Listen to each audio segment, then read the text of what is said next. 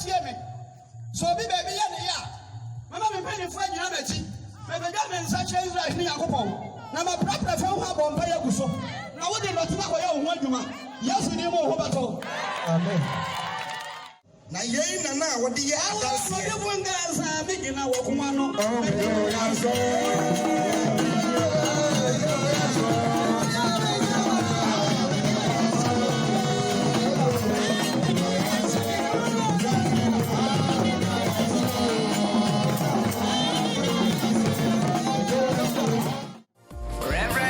Prophet David Labi onyame asoma na wie yemremi o se obekoso ayi onyame adwuma da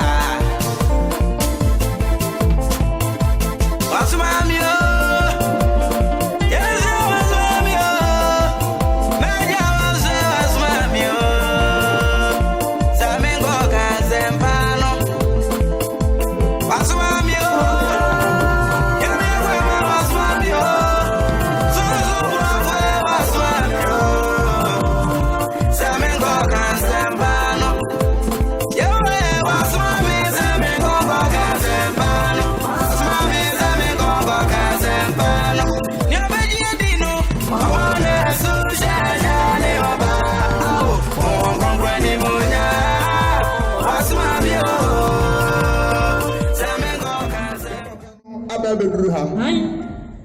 Nani bi mani poso Aboabo ayisira wanka amen amen sa wotwan na sa wo hwehwe Nyankopon ani onyam a ubehu Nyankopon ani onyam wanka amen pa amen sa okyerema wa wotwini we mame ayaye se nyame ani onyam na ya papa be ka sentiment nkasa mfa mo ampa Ewurade firi tete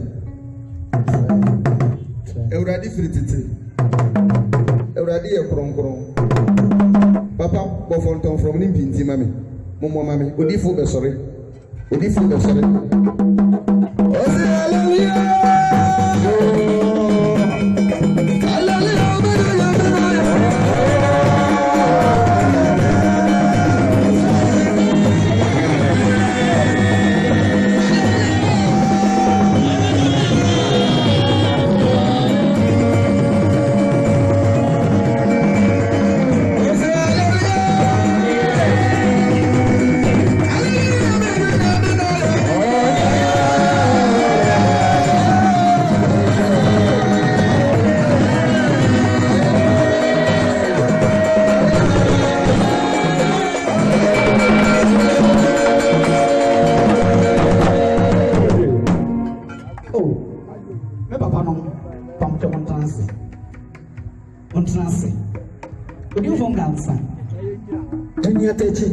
senior mpacho tse na minshira wo fansan bodo okwan wanka ameka sepa amen pacho na mente wanka ameka sepa amen bon se menya mi otiase shubu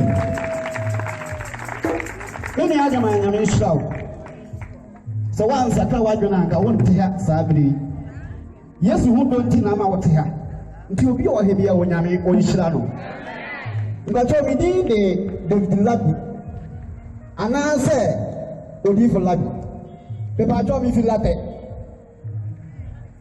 se late ni kanya mi asem pepe bi fa osoro ahini na be se wonu se late fo na ibefuo de anka mo mpenya mi asem ka na so na Yesu nti na onyame akoa mi gina wani mu de a bon se mi se onyame anyo na wo se mi se onyame Meno be dem ko maka kra bi minute aduasa pra na me yam hyehyeme e bi say ato obi aso mo say sa asori we de o man kanya masam asori we obetimi akora ma de ati otwe mo so sa asori we dabi enye kan ne ene ye kanya me asam ene ye kanya me asam ene ye di Yesu ti anamon so wo di bi aka America se pa amen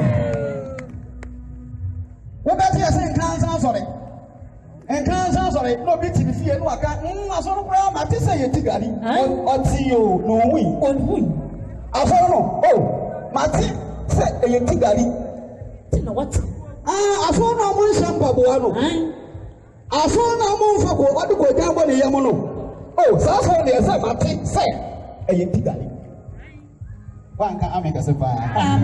And then yet the name they say, I go. And who could feel something to her?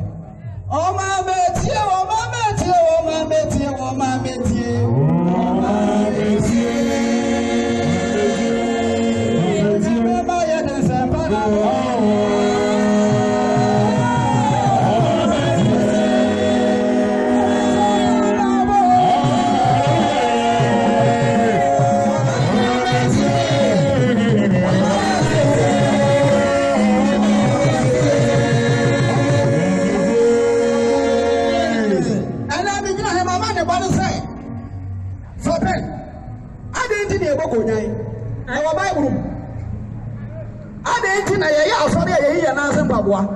Our Bible, now at a different year, I say, our Bible, but you use lavender, our Bible, yet the answer to the Papa Boman and Bible, our Bible, your bathroom was our Bible, so our Bible, what they are, I answer, yes, in the able. What are you about?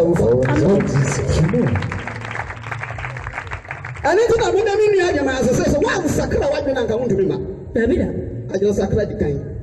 Na adwen sakra ama wabade a meba amane a kire wo de ntia ye gina menia sawo kwa asafo mu na woni asafo no koso no anya asafo ni nyina so a wato ho atwe hello hi hello hi sawo kwa asori bia opa o se mo me ya mu no bonsam okutabai odebro obonsam bofom eso obisa sofo ni nyina so for ya yes ade we you na quotation no way and it means media me no be kan me say me ba empire ma ka say me jiri bawa me ba empire me yimi na so bawa me shout area me de ko nyambom wo ba me cha me no so to abambam me de mfuturo abampo ye guso na me de say area me ba tu empire wa ma for dem so e wa bible I am for me. I am for what here. Yadi onya me ya sorry. I am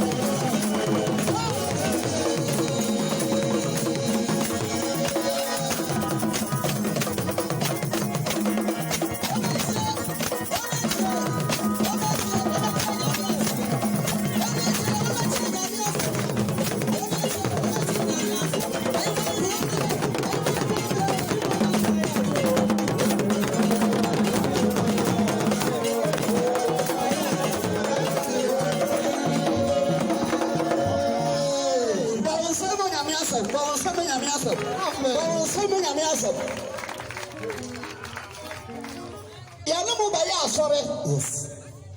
Na mimi aje maakachira wosasa kana wajure naji Yesu Kristo je na bebe tie onyamiasa. Christian faith anaso ni fun Nkansah Asore ye nyina so. Sa oba so oba so ni bia. ayɛ sɛ wakɔ abusua bi a wonim abusua no ase a ayɛ sɛ wowɔ abusua mu na yɛkokɔ ɔman mu na abusua no hyɛ yɛabɛn a wonim abɛn ko wobɛwu sɛ wokɔto sɛ bi kokɔ Nkansafoɔ yɛ asɔre a na ɔsɔfoɔ no apagya ne nsa moma yɛmmɔ mpae ɔdiyifo Nkansa Nyankopɔn Amen. Mɛgye Abraham Nyankopɔn Amen. ɔdiyifo Nkansa Nyankopɔn Amen. Samuel Tachi Senior ne Nyankopɔn Amen. wɔn obi gyina nkyɛn ɔsi na wo yanka saa nkurɔfoɔ yi yanka sɛ ɔmo nso mo nyame wɔn nso ɔmo kɔ gyina hɔ na ɔmo fura ɔmo Nyankopɔn Nkansa Nyankopɔn na yɛka sɛ yɛbosom no saa nyame no na ɔmo frɛ no ne nea wotie me yɛdi ka onyame nhyira wo baabi a wo bi onyame to wo nkwam ɔmo ɔsoro asomdwa yi afekwansi akwanhyia ɛna nyame ɔnyɛ wo mfiri musuo onyame ɔnyɛ wo mfiri ɔnka wo ho ɔnsiesie wo sɛ wawareɛ nso ɛwɔ Yesu Kristo nim amen ba wo nsa mfa aya na obi abɔ so asɔre wei na akɔ no ti wɔn baibɔ no odifo Nkansa Nyankopɔn na odifo ɔyɛ Nyankopɔn ɛbɛtɔ yɛbɛte na tetefoɔ de ka tetefoɔ no de bɔ mpaeɛ ɛna yɛn nso yɛsi na yɛ ɛbɛtɔ hwɛ asomafo nnwuma eti aka sɛ yɛ nson eti aka sɛ yɛ duasa mmienu fa pɛn na yɛhu sɛ Nyankopɔn na yɛde obi de tu no so na yɛwɔ yɛn ni abɔ yɛ tiri anaasɛ yɛ tete asɛm asomafo nnwuma eti aka sɛ yɛ nson kyema yɛ duasa mmienu ase mene wagya anom Nyankopɔn na Paul bɔ mpaeɛ mene wagya anom ɔsɛ Nyankopɔn mene wagya anom Nyankopɔn Abraham ne Isaac ne Jacob Nyankopɔn Nyankopɔn bɔn sɛ mɛ nyame asɛm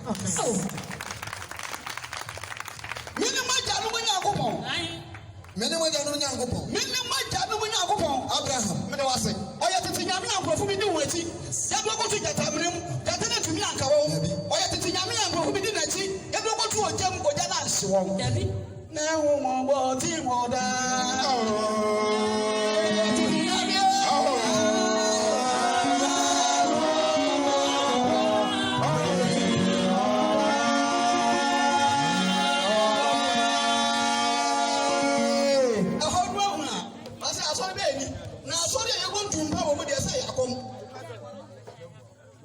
asɔre a yɛbɔ nkyiri wɔ mu deɛ wɔyɛ asɔre a yɛsɛ yɛbɔ na me no mmienu nyinaa ne yɛasa baasam 150 ne na yɛnwom ti ɔha ne aduonu nkyima kasa yɛ baako kenyame asɛm ame 150 mome yɛhye sɛ ntumpae no ɔwɔ bɛburu ne mo hadi adonum akenkan sɛ munye Awurade ayɛ munye onyame ayɛ munye Nyankopɔn ayɛ munye nyame ayɛ ne kronkron bia wɔde kronkron bia tɔbɔ munye nyame ayɛ wɔde kronkron bia ho baabi a mene wo mmienu ahyia sɛ yɛhyɛ nyame ne onyam no ɛhɔ ne yɛyi na yɛ munye na yɛ ne tumi wɔ soro munye na yɛ ne mani yɛ mu munye na yɛ onyame mɛɛma yɛ mu so munye na yɛ ne kasa a ɛso no kanyame asɛm na yɛ torobɛnto no so munye na yɛ bɛntasanko ne sankotin so munye na yɛ tutubɛnto no yɛ blackman pɔpɔpi pɔpɔpi ɛyɛ tutubɛnto blackman ɛna yɛ nuanom Pentecost yɛ nuanom Presby yɛ nuanom Methodist ɔmo afa blackman munye na yɛ torobɛnto ne so munye na yɛ bɛntasanko ne sankotin so aso di damodo debre yemiya miya mete mebra owo na miya se ayasenko ni atwene ejachu fa yakobo so ɛyɛ nuanom Romanfoɔ ne Methodistfoɔ ɔmo afa sankotin ne bɛnta sanko so munye na yɛ nsɛmbɔ ne nnawuro a ɛnɛ so so munye na yɛ nsɛmbɔ ɛne nnawuro na asɔre bɛɛ ni afei asɔre yɛbɔ nnawuro wɔ mu sɛ asɔre wɔ deɛ dɛ gali ɔsɛ munye nyame ayɛ nnawuro ɛne nsɛmbɔ so munye na yɛ nnawunta a ɛgye ne ne nne so kanyame asɛm ame Momani Huminina Euradia. Kaiko. Momani Humina, Yamiaye. I say Yamiaye, into Paso, Muyu Yamiaye, Impintini Assassin. Impinti, Ale Assassin. Nina Jensen, Kuhaini, Tatabenso, that's baby. And I am the animal professor, and then in front of Abrochino, medals Roman African, Omufans and go, no Mufa Zabson, and Omuja into Manigo. And I can't for 5. Yes, baby, I told him, I only had to do that. Baby, I told Plasma, I only had to know, baby, I can't say. Young son, my husband, I told you, I told some more. You are far away now, and you got San Doro, and the name I said, I did yet. I will see how many. Maybe I try you in a member. Sister, you my kind. Now, baby, I'm so kind of welcome you up. Maybe I try you in a member. I will see her. So I was in to buy ya. If I'm a trouble, or you saw more ya when I mean a whole day so. On this one, I hear it. And to pay now, I'm not saying I'm young. Okay. And when I said, it was it. Oh, I will man go down for it. Okay. Solomon's a member. Oh, for see, I go there. Okay. And when you're about I got so bad one, and then you home. Yes. And he, or catch it as I said, Solomon, okay. Manage your home, not a city. Who are you made someone to time? Who are you made someone that wouldn't have? Who are you made someone by what I? February. I'm not fashion when I'm here. I'm not fashion, but also when you're young. So, when I'm so young, or sorry, not Tamon Teneno, or sorry, I'm not you're the same. No, command, you know. It sounds like you're going for our penalty. Or yes, I read a pet. There was a Wusolomo. There were ye. A whole day. Young son. Very big in every so. Well, somebody I'm not. As a man, no okay. I want you who made the guy a chance to you to back on Shamako. I will make the guy to back. Into the more Yabako. You know, he is Solomon, and me and a food break and fire of Babia. Kanko, or a more full, I'm on full, everyone full, sit on full, near to full India. Mention to cock. Ah, Wofi, Amanaman, Euradeka, one who has some today said, Kaba go home now, and so more woman. Now, Solomon, now go home. Now, Wabako Mokuma, everyone, Yami Eti. Oh, they walk with me up also. No, no, do on Yamina Eti. One or so more about our home. Oh, no, so went seeing Amiasam. Now, you don't know, now, you don't know, Ahinama, Ahasane, Efanso, Ahasan. Now, you don't know, Kumanekuma. Now, Solomon, Paprabrimono, the Yere Dane, Nekuma Kodi, and I'm a full French. Now, you didn't Nekuma Kodi, and I'm a full French. And Nekuma and you are now go. Now, when you and was here, Senator David didn't go. Senator David, yeah, no. Solomon Kodi said on food that one after Rotini, among full, Malcolm out there at Chidden. As I was a son, they wouldn't turn into Pano Comaco. What is that? You don't need to most of one young. I saw him on yeah, already in the Subone. I know your when we are ready, when we are ready, Senator David, yeah, no one has Solomon sees from Yama, one full camels. I've been a Solomon by what time. And you want more. Solomon by what time. Also, say by what day, but because no, so fun. I was on the moon. I said, Nasano Yaman, you don't know, Anna, for our wash you and Nasano Yaman, you know, my one soon, I mean, what could I be? I mean, no, about for them, one Yamin, you know, what for it? A fashion now, Solomon, or you be my home for. The radical fool Solomon, a radical fool Solomon, and son of Command and if you're right, you said, we're feeling a young way, you know, at the imprint. Can you answer, Mammy? Our son said, you, I saw you. Emra say on kudin am foforo echi nanso when ni e urade share no no so the urade ka tire ni say Solomon say we yi won na when ni mapam ni masade so nti oto na meto ahini no afi wonse hallelujah ba so me nyame oti ase ba so me nyame oti ase ba so me nyame oti ase ba so ani bu ngansa me ko la ka ko ya sore Na me ya so na letechia me ba ko bi sa me say kwado ochina me ba won chan ne adi nkomo na me so me ni nkomo sese ya na o se na ye ntwi ye bo na mo so mo bo na hina na so bo na me ma no quotation say onyankopon Israel ni na me ya ka se ye mwatwiri yi konfu aye ye se ye mwatwiri yi onyankopon aye ti so konfu obotwiri de a wa wi anyame me da so pa okay and in the union somebody junior wa ba Aboabo kuro ha yi e be bia he ma ti akokọ bebo no obeba tumpan na e bi eni bai wurum Psalm 49 verse 1 ye say Bible man atumpan na ye boro ye de kasa ye de hye nyame anyonyam awo odi mu na se akopune ye be yi wa yo ye de asramansa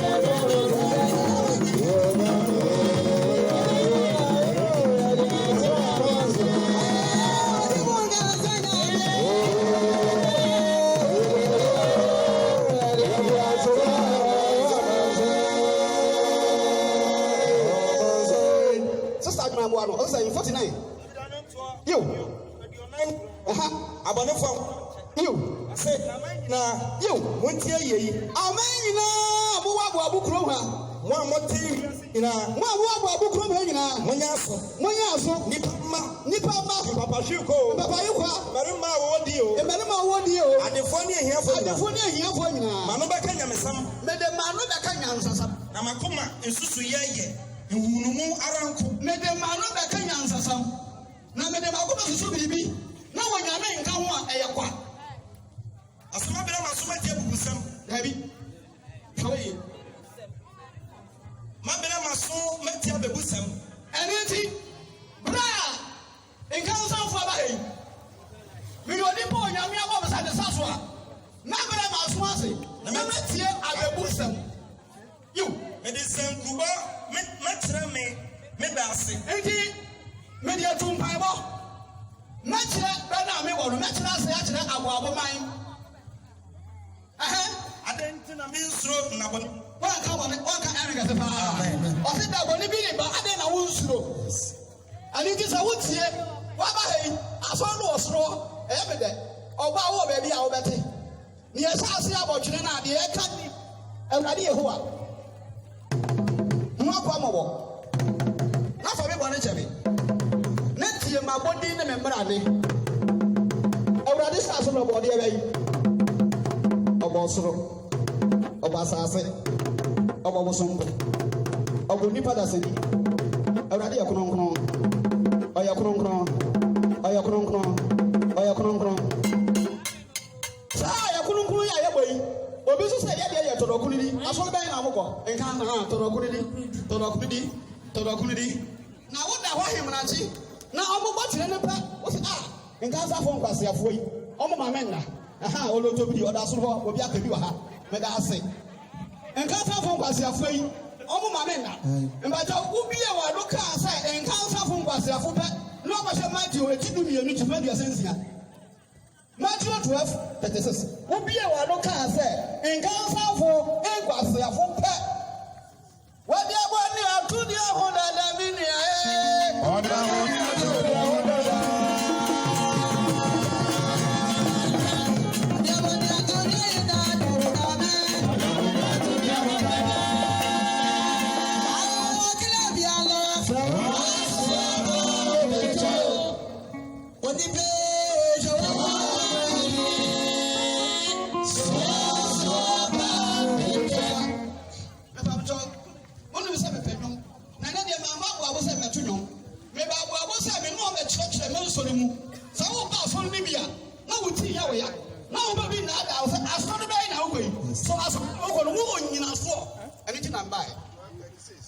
Matthew 12:36. Na me say you nse hunu biara nipa beka no me say onya akasa nkwansafo nkwasiafo ye deda hemranche ahobe no osoro akasa ose me ka kira wo say nse hunu biara nipa nse hunu bi onipa deda no beka no bebu hu akonta atemuda na wonsam so wona bebu bem me da say asawo na wo ka no say ye nkwasiafo sa ye hye nyame ani onyam mo hye onyame ani onyam Missy, also Rahine Nabe,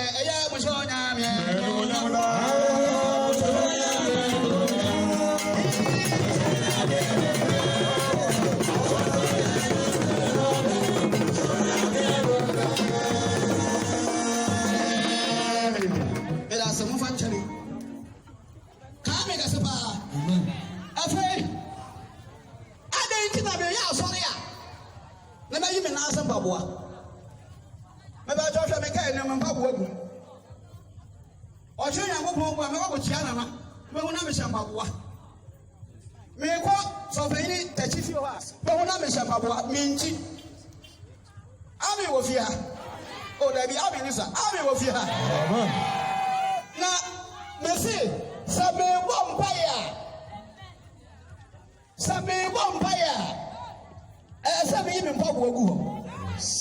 You ever saw a Bible man? I found out who won't buy a woman you won't have one. What can I make a supply? Bon, some I am woman for some. Don't show up at that too. As a month for 1625. Joshua be kind. Etuwa yenum.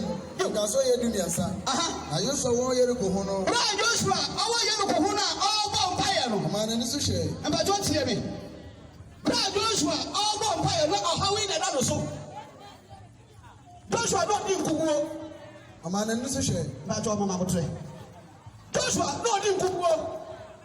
Joshua to ade ento. Joshua no nya ye furu ho ba. Abusia na Joshua de yes. Into all your nothing to say. I'm a myself with your train, I'm in anymore. I'm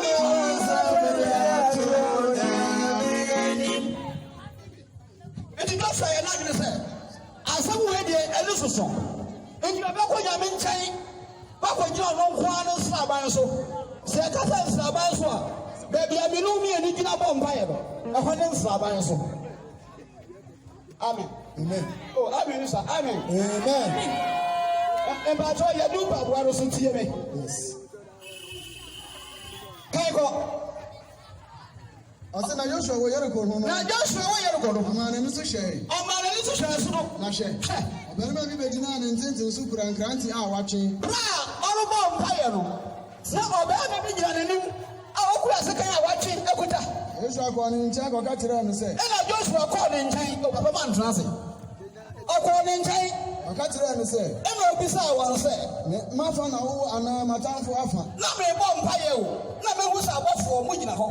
Na mo kamatanfo ho. Ana se onyame na soma mo. Na oyi anu se. Na abofo ne ka kire no se. Dabi. Afa na maba se urade don so safo hin. Onyame na soma abofo yi se. Me mpaye bo na me bo park ne so no. Wometie no mfango. Joshua di na nimbutu fam se. Na Joshua di na nimbutu fam do ka Allahu akbari. Aha. Na obisa anu se. Obisa won se. E den na mi urade ka se. Enti mo ba na se me no Yakobo ka te so mo nkan kire ne. Na urade don so safo hin no ka kire Joshua se. Abofo ne ka kire Joshua se. Yun pa bo afi wonan. Na ne ahujina ho ne yakura. Na bia ahujina bo mpaye no. Joshua yes. Afa yakura ko. Yes Lord. Onya ko ko ka kire abofo no. Oye kron. Go.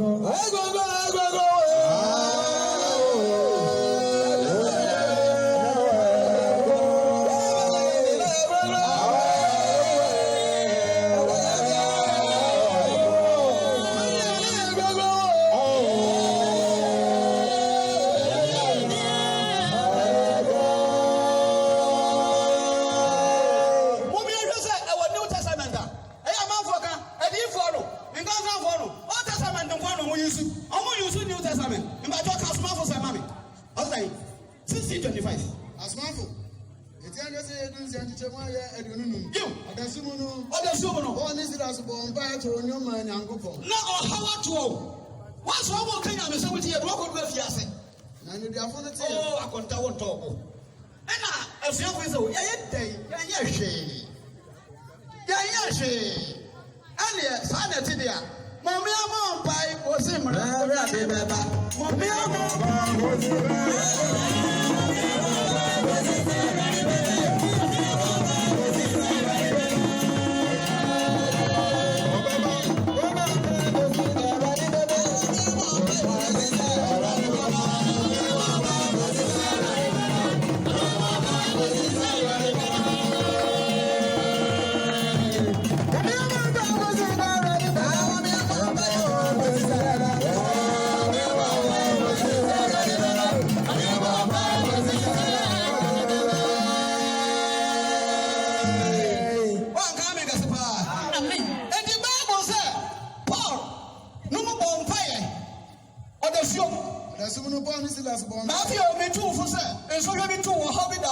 and I become pounds on the bombay. Autonyoma nyankopon. Na bra wo bom pounds no mo tonyo. And the affinity. Na bra wa yes I remfo na wo watch wo tie nyomo no. Na mbofru mara asase wo so kese. Wo to nyomo na asase wo so kese. Efiase ni na so nso wo so we. Tani nyina wo so we. Amunum ha. Apon nyina bie bie. Apon na yetum ni nyina bie bie. Nyina ha sansane. Ahama ni nyina fi wadai. Na empochita ni nyina fi wadai. Efiase shafo no si inamunya ne no. Ofare ya no. Ohun se. Efiase apon na bie. Ohun se efiase apon ni nyina bie. Ọtwene ngrante sanka oru. Ọtwene ngrante se mprofu ye dwane na bie security dey se bi kumi ho. Efise. Esusu se no duafo na dwane. O ma dwane ko. Na Paul de ne kase tia mu. Na Paul de ne kase tia mu se. Anya ho bani bi. Anya ho bani. Na ye nyina wa ha. Ye hu ye. Ye dwane ye. Ye wa ha. We bisa kan ya de America bae. We de America ba wo. Ina mi na hu he.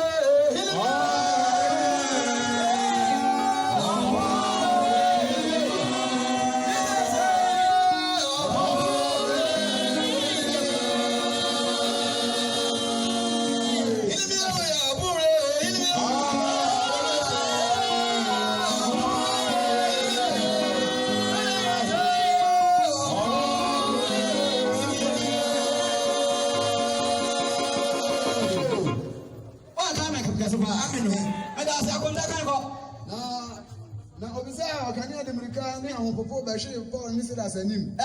Na ode won fi ede no. O kan se. Ewura no. Ni de no wa je me nkwa. No se. Je Ewurade Yesu di. Kan ho mami. Omo bomba no mo yi wo mpaboa.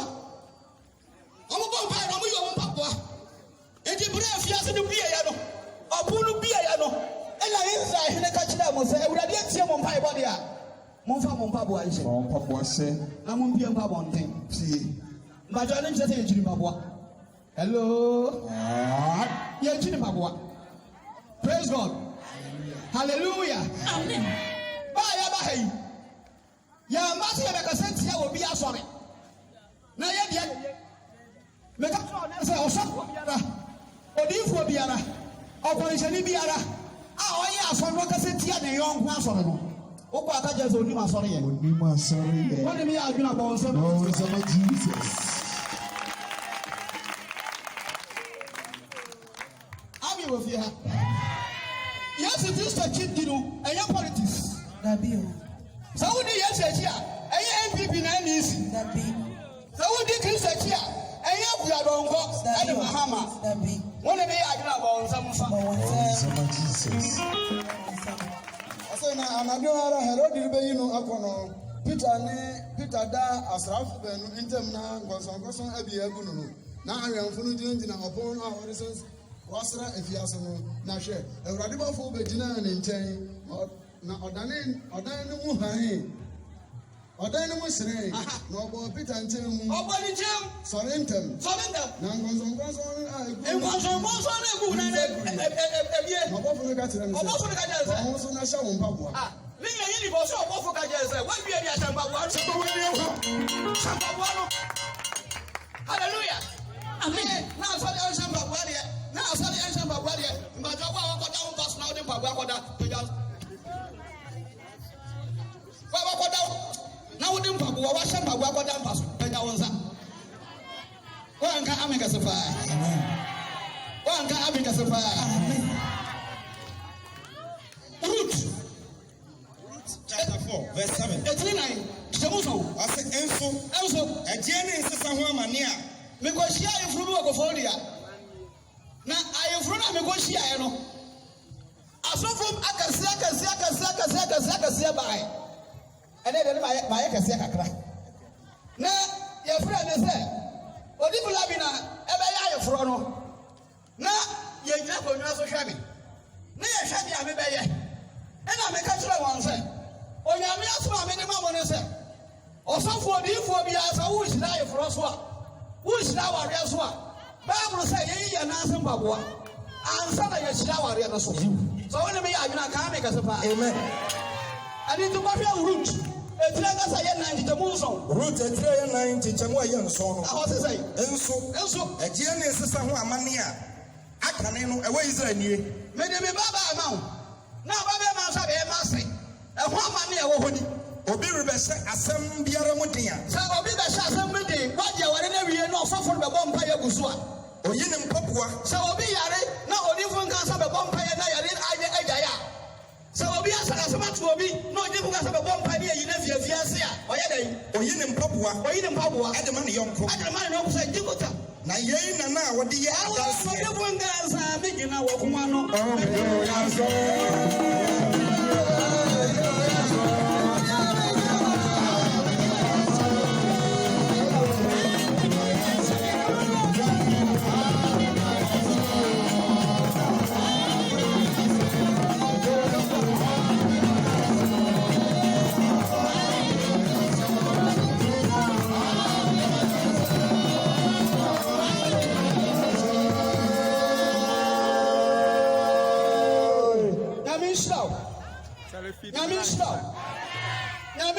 Amen.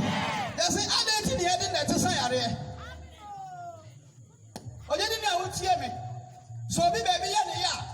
Mamma, I'm paying for you. I'm a cheap. But the government such as like me, I go home. Now, my proper phone have on fire. Now, what did not talk about your one? Yes, we need more about all. Amen.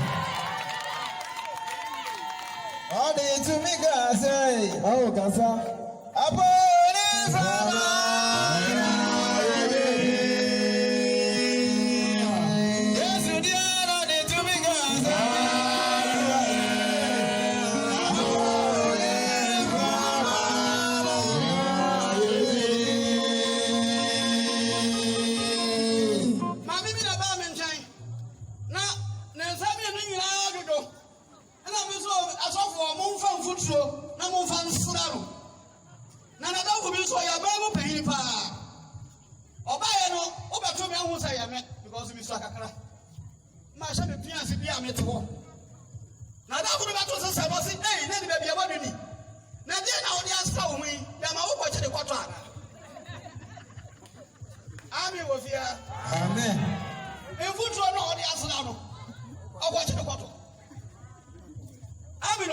Amen.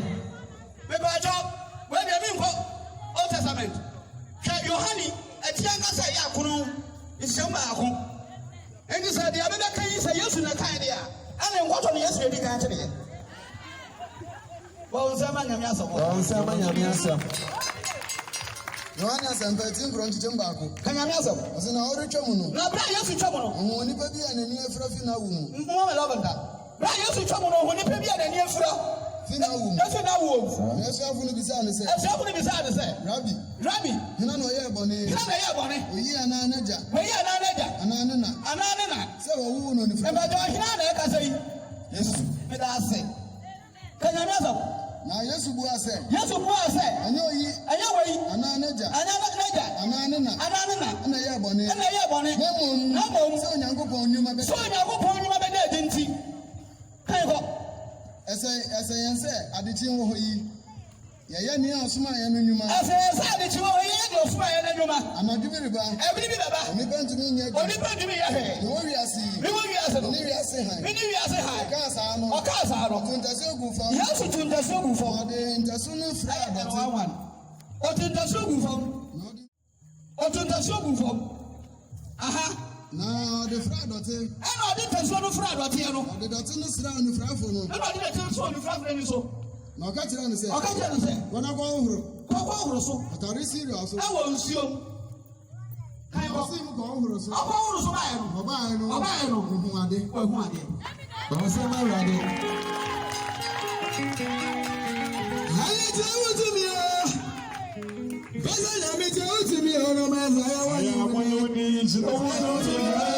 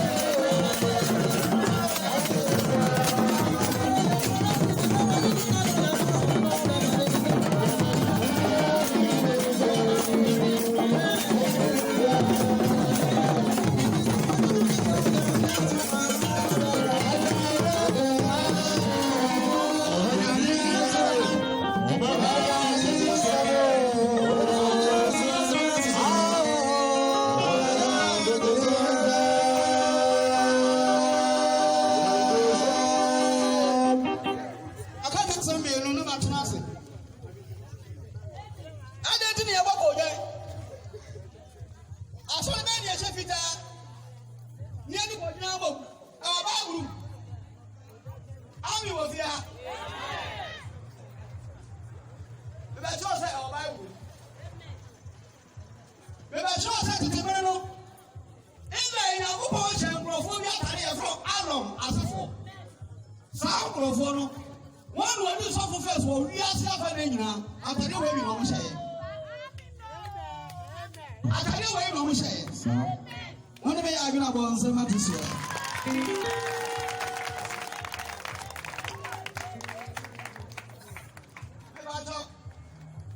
me you New Testament better you Old Testament me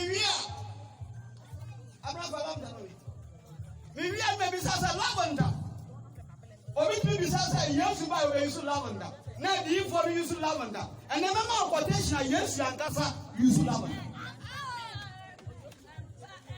Leviticus.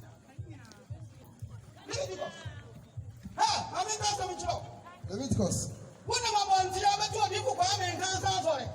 Or do Nkansah Asore. Or do Nkansah Asore. Ukwa Asore Webi. Nipa no bokojai. Osefita na otwedwan wɔ nsuom ɔdedwan yi musuom ogu nsa ɔyɛ Nkansah ni wayera kan yɛ ho hello hi hello hi hello hi ayɛ sɛ yɛgye sunsun kronkron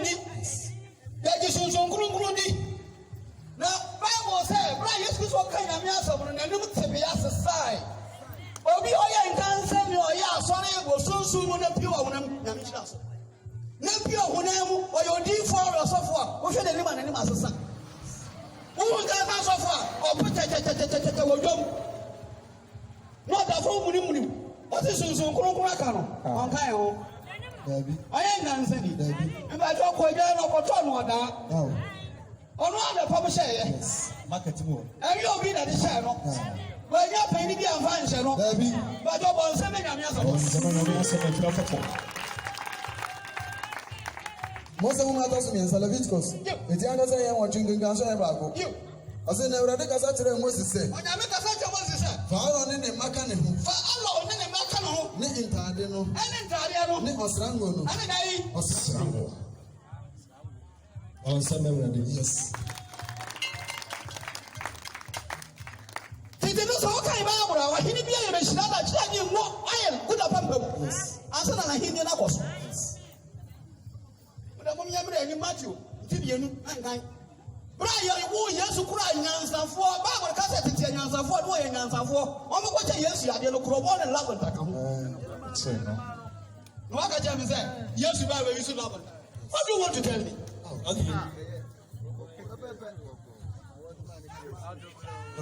Yes. Why are you Aboabo? I also have use lavender. Yes, you have use lavender. Yes, you use lavender. And I don't need to say, can't come again. Now, Nkansah hear me and some. Now, my asafo ne asafo ni nyina mbogwa. Say na ye di ko ba me Nkansah chance, I was shot at you. Hey, bra me kwa Asore we no. Na me bo suafo nyina ye hu adasifo. Omo ka je ko je sa ba tade ya wo ko hye ye de ba bo so miansa asa na ye de ahyew ayesa twumi e friend tumi wonya bi da me se ampa on say ai na so kwara abehye e ko hye masenga ye hye masenga 1974 e wa nyinem na me tindi nyina be say akulipi wa nka me kasa pa amen.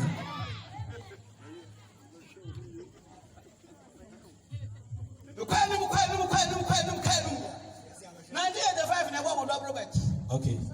I'm sure I said, Matalia, I'm so. Bobby and Nkansah, the most in the shabby, we are someone funny when I'm in Canada, not in some farm, I must say, we are in Grove, Mississippi. And the message of the human. Amino. So if we are going to for her, we will be some. The Italian Fiabian son of the unity, I'm in Kobe. na mo say onyame nyame ti afefo no di bu kwa me Nkansah ba no kura Asore Yes. ba o say me nyame o ti Asore Don't say me nyame o ti Asore. na wo ba fuom na okisi pie wantumi angu na wo ka che o yesa na o yaketu abi wo bua wo bo na ya o ya wonya na ne anka God be your quiet. wonya ne nti o ya No so sa. ba o say mo di bu kwa me Si go ga Nkansah. Minia me ka se ntia wa Asore na mo me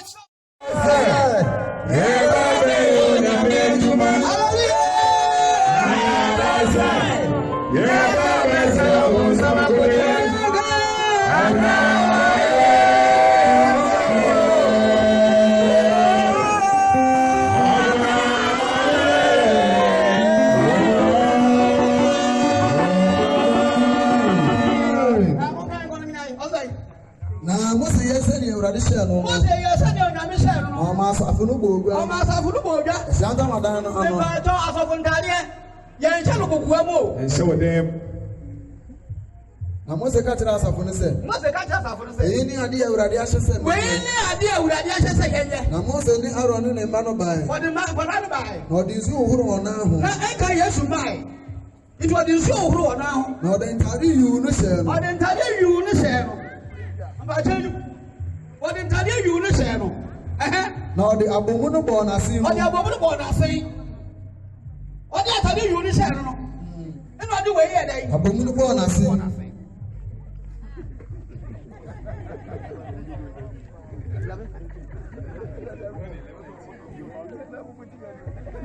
Odi atade yu no baba mbobra.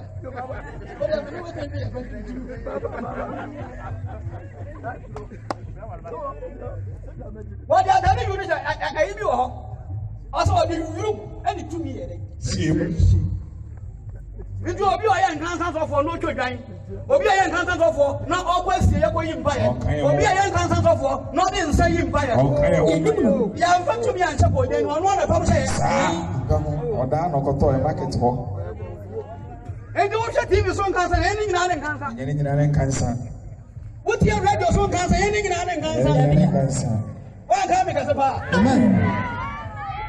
Wo be usa ko ja wali yam. Wo be usa o ba tumban. Wo be usa o so. Anso no nkan. Wo free. Bo sam se nyame nyo nya. Aya se ya Yesu so kurukuru ni. Me ka se ntia ka sa foforo. Me ka se ntia wo kwansha wo hya. Na mo me dia me di be dia no ho adanse se mi wo nyina so. Hallelujah. Me se wo so fo bi o nyina ho preach e ka se tia ne yonko no. Oni ma so ne. Mi wi abi no quotation be ma wo sabi wa. Aya mon kai mi. Ami wo fia. Amen. Mi wi a. Lavender, Yohani 12:1. Asori we asori aboko. Asori we. Kai. Yesu ba we Yesu lavender no kro mo kape na mi ya. Aya se nyina tutu me. Yesu ba no me Yesu lavender. Ah, daddy wo nyomo no. Na ya ba asafo na ya.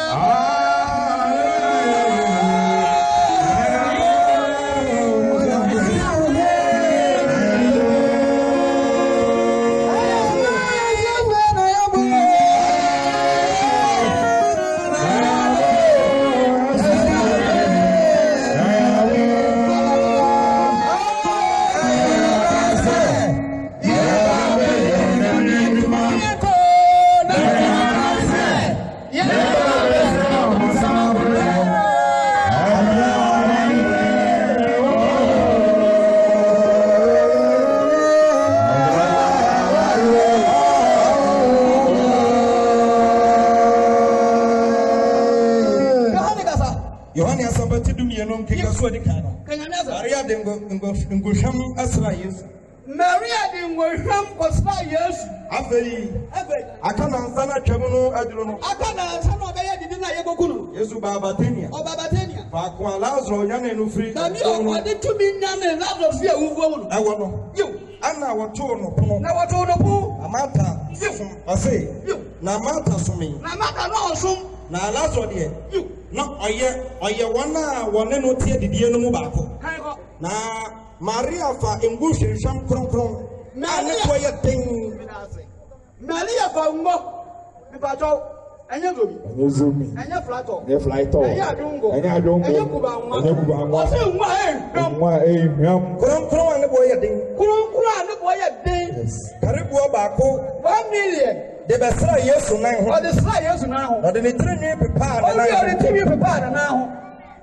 Na engohwam no aye dan no ma. Engohwam no ye dan no nyina ma. You na suafo no baako na osuani baako sa o ye bayifo. Judas Iscariot. Ori beyi no ma no. Obeyi Yesu ama no. Aka say. Sa aka na sunsun na be hye ne ma. Adentina. Oton ngo hwehwami. Adentina wanto hwehwami anyi neire. Wanyi sika bebre. No anfa mehiafo. Na wanfa mehiafo. Na wo be sra Yesu na ho. Yesu na ho mfa so be no. Ade na Yesu na ya ma wo. Wo vile papa. Enye say wodine ye hu nti no ka ye. O se Yesu odwe hiafo wo nti no ka ye. Na mom oyofo oye beifo. Oye kromfo. Wo no.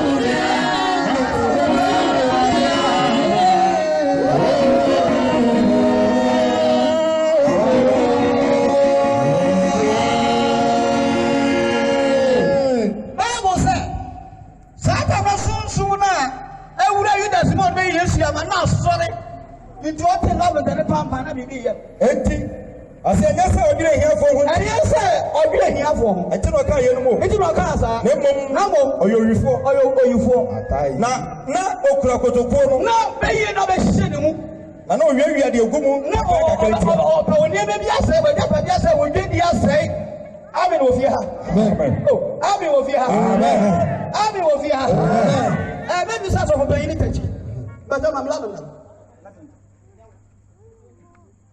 sa odi bi ba ya ochina sa bi dia bia sa oji bi afa kwa wo de e bia da ya wo so na ye ya shira so daga na me chwa kwa afa so shira la banta so ya chwa kwa afa so shira la banta so o de ma ona de kwa me mfa ye hwe wo da na wo de mu so na wo de ye adwuma no ko hwe egu fo o sto no o jabe pie na me bi sa say no so Bible and the name called Old Testament New Testament amfufuru edi 17 watwe asole be di hwe na be de bufo ba ye adwuma yani edi 17 watwe tina de oyo di fo kwa bi Nkansah Asore kununkunu mu enya na bonta ye de seka yatum enya na bonta ye de nemene be biegum enya na bonta ye de gosi atum enya na bonta ye de chiri datum enya na bonta odi fo de pega na nsa no asra osuruja Elijah ni fro osuruja magonya mi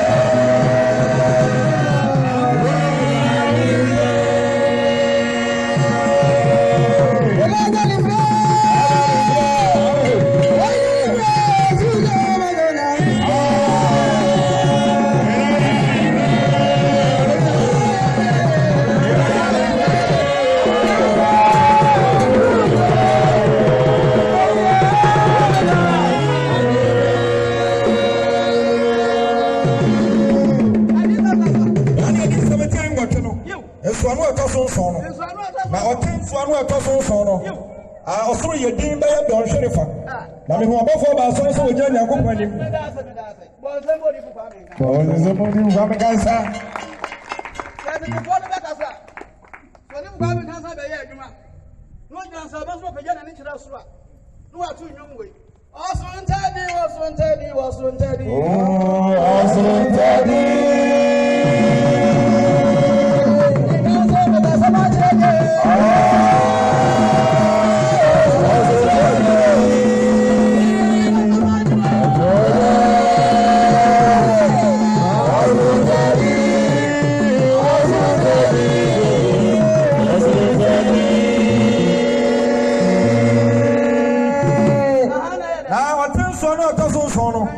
Asoro yedin be ya don hwerefa. Na me no abofo ba asan so wogya Nyankopɔn anim no. Na wo ma won totoro be ntonso. Na abofo gufuro be gina forebuchia no. Na di ko no na kwantafo no soma me se me na be gina wanim. Na okura sikahwam kuruwa. Na wo ma no no happy. Na mo ma me lam dadibu. Sa fa kan mutifo nyina mpa. Sa mo bo mpa ya, ye hwie hu mo nsam. So mo nsam no di fo ba me nkansa. Ma wo nsam. Bo nsam.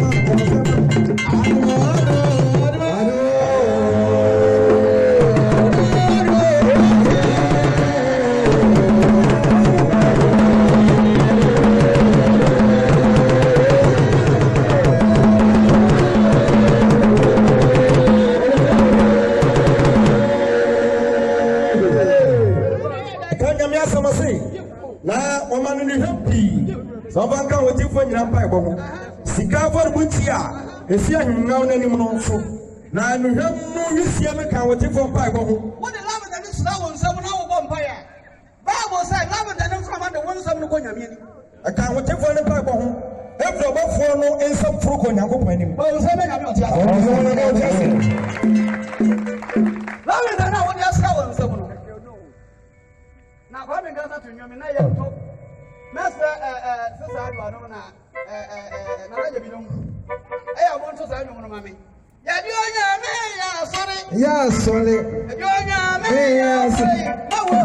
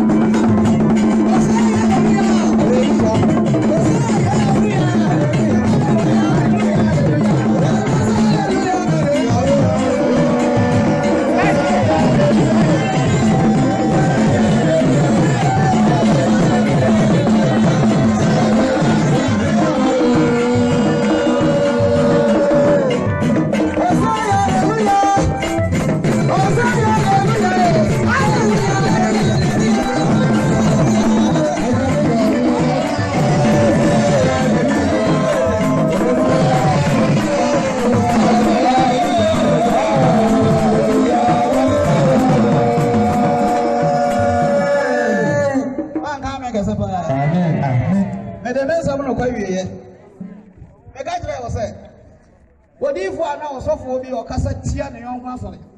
Me, my hey, Methodist, you are sorry. Roma, you are sorry. I saw no Oklahoma, you are sorry. The Oya, you are sorry. Many, you are sorry. When you are sorry. When you are meant for them. Fresh, okay. So, when you are about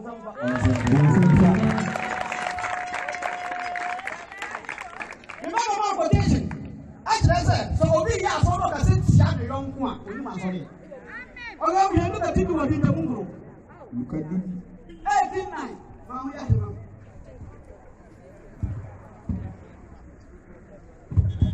Look at them, they want to make us a young now, we'll be no one to. What was one of my way who can say? I don't want to answer what I said. Now, that's what German the chick to us. I have a woman, mammy. I mean, you.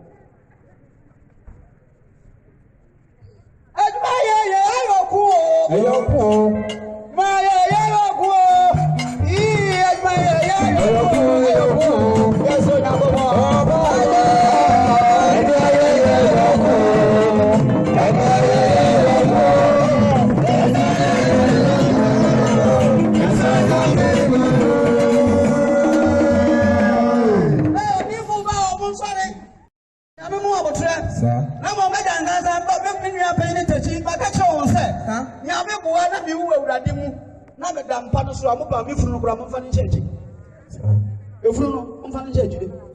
I'm from the Manchester. I'm going to love you. Why are you? Where we are not doing my hour, Obama love you for near where we are not doing my hour.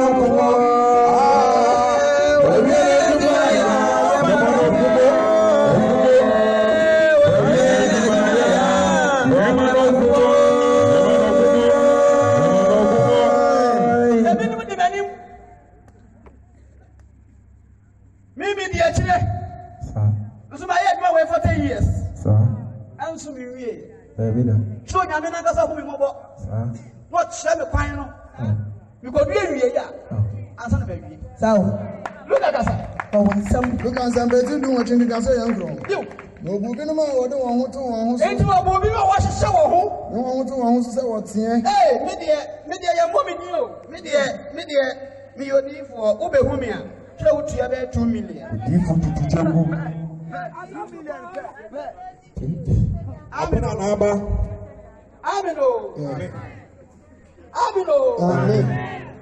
said, no, I don't want to say what's here. Now, one I can't be best. Nipa be enu ko asoro fin Bible. Nipa be enu ko asoro fam ko bombai. Abi agbe Falasini. Na ogoro. Na onu tujeni na nkosofo no ko no. Ko tujeni. Abi agbe Falasini. Falasini ba. Abi agbe tujeni. Na tujeni ba ko. Falasini no jinai. Ana osofo no ko nyina so de mo baje tie bi. Na obo pa ni tiri mu se. Osofo no ko nyina be no beja ni ti. Onyankopon. Onyankopon. Me da se. Me da wa se. Se me se onipa aka no. Se me se nipa aka ne te. Ememfo. Ezisifo. Nkontompofo. So nkontompo ni odi gituwe. Ayirefafo. Ayirefafo. Ana otujini. Ana otujini mpo. Nene na mi. Nidi mu ada na watwe. Na watwe bia me ya kwanji me ya Bible kase ye. Medunia menye nyina. Moti bi di wa radio so moti bi di wa TV so eye me kwa me abashiko. Otujini nso jina etiri. Na otujini ni jina etiri. Wan pesa o mena nso tira. Wan pesa o mena nso tira so mpo. Ya mo mo me koko ka se. O koko ka se. Onyankopon. Mo me ni bo eni mo bo. Mo me ni bo ni mo bo. Ese mo se. Me ka to se. Oyi ni bim. Wei di nsira. Ko ni fi. E ko ni fi e. Se obi akono. Tiro ba akono. Obi ara ma na ho so. Obi ara ma na ho so. Oba bra na se. Oba bra na se. Oba bra na ho ase. Obi ara bra na ho ase. Onyame be ma no so. Kon se be ase. Onyame ase. 211. Aha na me ma sa munisi. Me kan we na hini Yakobon de ma. Say the Nkansah Asore na crusade aba program. Hallelujah. Amen. Oni pa ben kwa wa melo. Amilo. Ni apa kwa wa melo. Wa mela papa. Ejo nya mi atanse fremwe. Ni apa ma.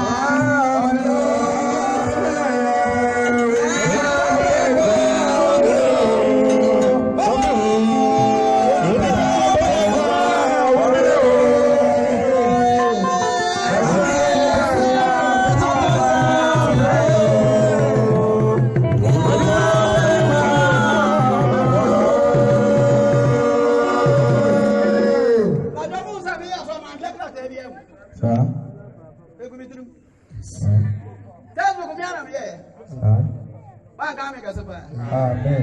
Odi ko Nkansah Asore nyina so nyina wo we. Won nyina wo ko kan na ho ba bia. Osofo twa odwan da. Davida. So yo osofo na twa odwan a. Wo ko fi akwahwe Hebrew ti du jem ba ko. Kan ko pe nwotwe ne nko ni du ba ko no. Obetro so yo osofo na twa odwan ni yimusu a. Won kan Kristofo. A Kristofo ba paati. Bon se me nyame asem. Edisam, eti yeli jemu ba ko. Ana edisam eti mi nu Nkansah edu ba ko. Ni o waso. Asoma me kai. Ni o waso. Oni pa waso. Onti ni ahonhom na ka kire. Onti ni ahonhom no. E ka kire asam. Yeli aka me pa. Amen. Ah, na go moto.